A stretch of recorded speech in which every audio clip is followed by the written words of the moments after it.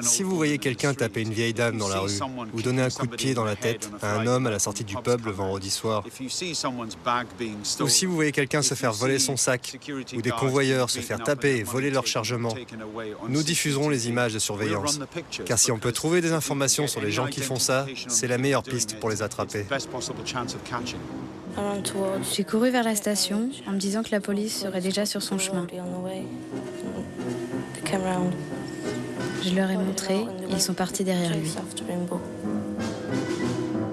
Le réseau de caméras de la ville permettra de reconstituer son parcours cette nuit-là. Elles n'auront pourtant pas permis d'empêcher l'agression ni d'arrêter l'agresseur. C'est le coup de téléphone d'un téléspectateur qui mettra la police sur sa piste. L'homme sera finalement confondu par son ADN.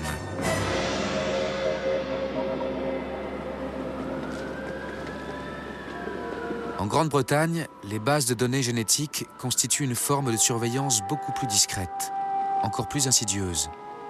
En 2003, le gouvernement avait proposé de ficher le génome de tous les nouveau-nés. Rejeté par 2 comités scientifiques, le projet de loi n'est finalement jamais arrivé au Parlement.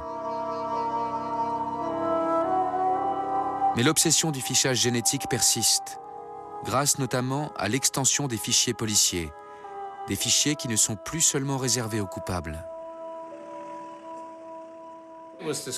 On s'est aperçu que la police ne détruisait jamais les analyses ADN des personnes reconnues innocentes. Pour s'en justifier, il disait que ces personnes avaient le profil d'agresseurs potentiels. C'étaient les bandits de demain. La loi a donc été changée pour qu'ils puissent garder ces informations. Ils ont dit ensuite, pourquoi devrions-nous seulement nous occuper des grands criminels? Si les gens ont été pris dans le système, on devrait en profiter pour prendre leur ADN, pour que nos banques de données deviennent de plus en plus performantes. Maintenant, des gens qui ne sont même pas accusés, de simples témoins, se voient demander leur ADN au cours des enquêtes, sans même se rendre compte qu'ils vont nourrir les banques de données. Par le passé, en Europe, des fonctionnaires descendants d'autres fonctionnaires formés par Napoléon commençaient déjà à saisir des données sur les origines raciales des personnes. Ils ne se doutaient pas qu'un jour, on amènerait les Juifs suite aux purges vers l'Holocauste pour qu'ils disparaissent en masse. Et pourtant, c'est arrivé. C'est ça le danger de créer des fichiers sans fondement, des fichiers parce que c'est facile, des fichiers parce que si on n'a pas de raison de les créer aujourd'hui, on en trouvera peut-être une dans le futur.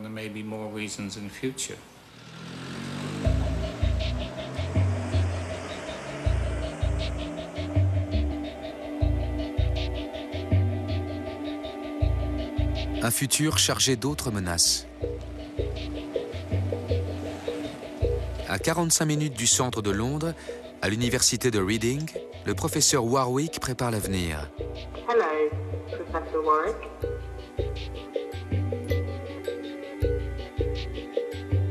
Ses domaines de recherche, la cybernétique, la robotique et l'intelligence artificielle. Son objectif, transformer l'homme en cyborg. Je vous présente Mogwai. Ça veut dire fantôme magique en chinois. Ça fait un peu peur. En fait, il a 5 sens. La vue et l'ouïe, comme les êtres humains, mais il a aussi des ultrasoniques dans son front, une lèvre supérieure infrarouge et un radar dans son nez. Il peut recevoir des informations sensorielles des objets ou des gens et il peut les identifier de plusieurs manières. On essaie de rassembler tous ces renseignements pour comprimer ces données, comme dans un cerveau humain. Pour atteindre ces objectifs, le professeur Warwick fixe en 2003 un microprocesseur sur son système nerveux. Il lui permet de contrôler à distance robots et ordinateurs. Première étape d'une transformation plus radicale. Avant la fin de la décennie, il envisage de connecter cerveau humain et cerveau artificiel.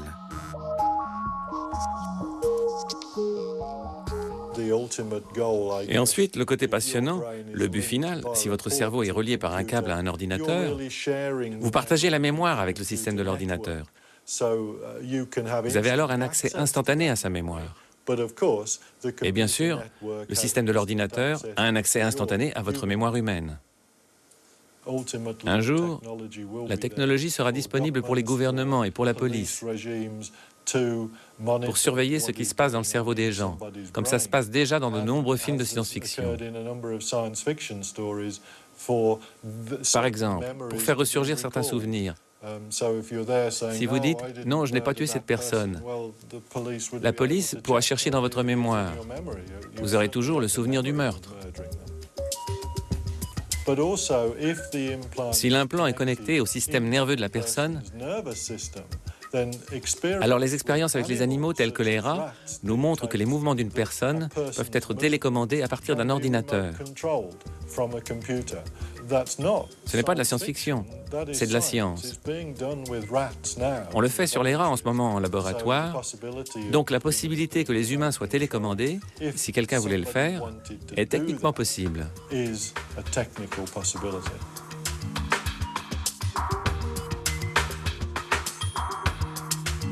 Dans la course entre l'homme et la machine, le professeur Warwick a choisi. La cybernétique, pour lui, et depuis longtemps, est bien l'avenir de l'homme. Un avenir sous total contrôle.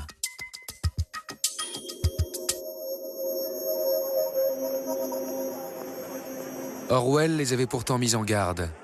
Mais les Britanniques, inquiets pour leur sécurité, semblent prêts à en accepter toutes les dérives. Quitte à y perdre beaucoup plus encore.